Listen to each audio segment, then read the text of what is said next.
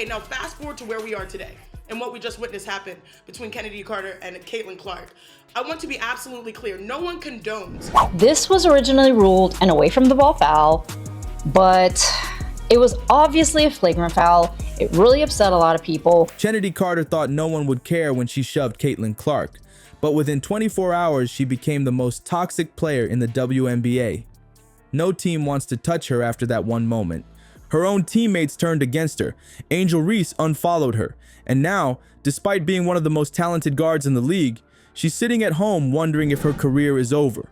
All because of one split-second decision against the wrong player. Before we move on, I'd like to ask you a small favor. If you appreciate this content, please take a second to like this video and subscribe to the channel. Over 98% of you watch the videos without subscribing. It costs you nothing, but it makes a huge difference to us. So, did you click the subscribe button? Great, thank you so much. Now, back to the video. What happens when you mess with the WNBA's golden goose? Chennedy Carter is finding out the hard way. Let's rewind to that fateful game between the Chicago Sky and Indiana Fever that changed everything for Carter.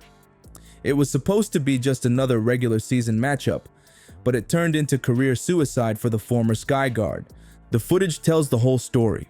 As the game progressed, you could see Carter getting more and more frustrated. Carter shoulder checked Caitlin Clark from behind, knocked her down before the basketball was inbounded. A common foul was called, but the WNBA on Sunday upgraded. Like the push that was heard around the world has cost WNBA player Chennedy Carter her career. Clark was having one of those nights, draining threes, threading perfect passes, and making the Sky defense look silly. The rookie was putting on a clinic, and Carter couldn't handle it. Then it happened. With no basketball play in sight, Carter completely lost control and delivered that shocking shoulder check that sent Clark crashing to the floor. The worst part? She reportedly called Clark the B word while millions of fans watched in disbelief. The arena went dead silent for a second before erupting in boos. Did you see Clark's face? That confused expression said it all. What was that for? But here's where Carter really sealed her fate. When reporters gave her the perfect chance to apologize and save her career, she doubled down instead. Her exact words in the post-game interview, "I don't have any regrets with anything." Arms crossed, eyes rolling, her body language screamed defiance. It was like watching someone throw their career off a cliff in real time. In the WNBA, but he did not really mention Chennedy Carter at all, and that raised a lot of eyebrows. Sky coach Teresa Witherspoon called the play inappropriate and said Carter and the team will learn from the incident. Instead of damage control, Carter took to social media posting, "I love the hate more than the love," turning what could have been a one-day story into a full-blown crisis. She even added a laughing emoji, like the whole thing was just a joke to her. Sponsors and team execs weren't laughing though. This wasn't just a push. It was a window into Carter's character that made teams run for the hills. One WNBA executive didn't mince words, telling reporters they wouldn't touch her with a 10-foot pole. Another league insider revealed that front offices across the league were texting each other about the incident within minutes, with one GM supposedly writing, "That's exactly why we passed on her last time." That text from the GM wasn't just about the Clark incident, it was the final confirmation of a pattern that's followed Carter her entire career. Why would a team willingly release their leading scorer and get absolutely nothing in return? The Chicago Sky's decision seems baffling until you hear what was happening behind closed doors. Chennedy Carter did to Caitlin Clark on that one play, but you have to call a spade a spade. It was a cheap shot. But if we're speaking on what the entire sequence of events were. And it was just like one of those things that was in the heat of the moment. You know, I don't know Caitlin. I don't know her from anywhere. You know what I'm saying? But at the end of the day, this is hoops. It's competitive. Carter's own teammates wanted her gone.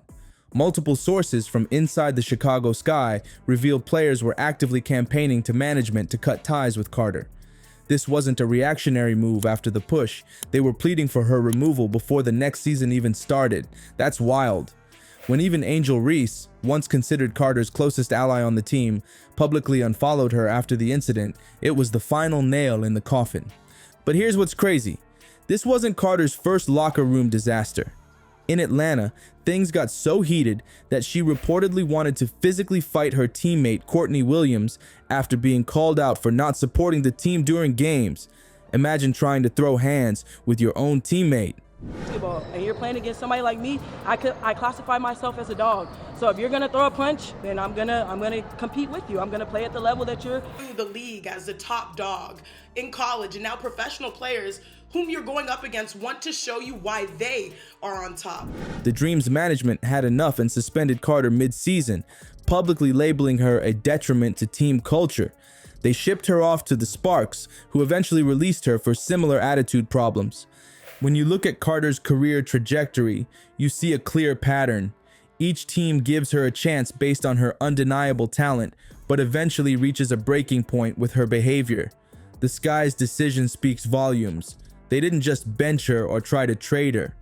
An insider from the organization revealed they refused to even offer her a qualifying contract, stating they'd rather have no one than have her.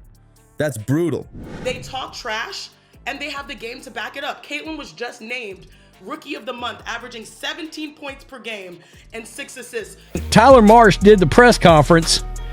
He talked about Angel Reese. He talked about Cardoso, who I think is going to be a star. The timing couldn't be worse for Carter.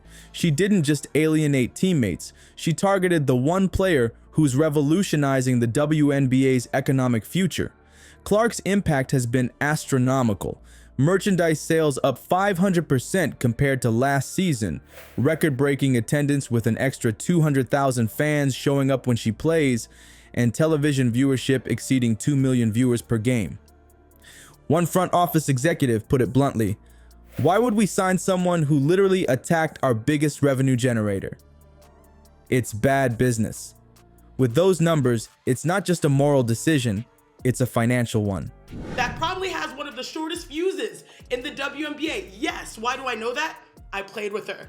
Now on this path, there will be some moments, and I think a perfect example is from whom you just saw, Chennedy Carter, but I think also to learn from this situation. Here's the hard truth. Carter's talent isn't enough anymore. Industry insiders are unanimous about this. Despite her undeniable skills on the court, her refusal to take responsibility for her actions has made her too risky for any team to touch.